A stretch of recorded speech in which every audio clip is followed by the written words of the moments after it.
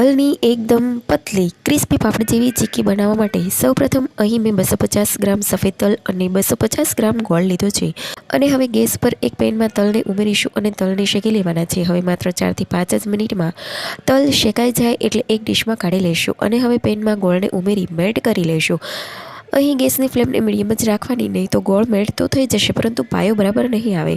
હવે ગોળમાં બબલ્સ આવવાનું સ્ટાર્ટ થાય એટલે એક પાણી ભરેલા બાઉલમાં થોડો ગોળ ઉમેરી 10 સેકન્ડ પછી ચેક કરી લેવાનું।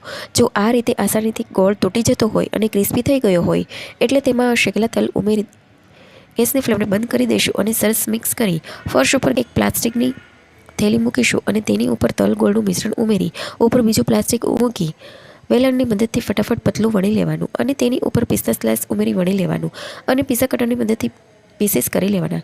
તો રેડી છે આપણી એકદમ ક્રિસ્પી ટેસ્ટી તલ પાપડ ચીક્કી। રેસીપી ગમે તો ચેનલને સબસ્ક્રાઈબ કરવાનું ભૂલતા નહીં। થેન્ક્સ।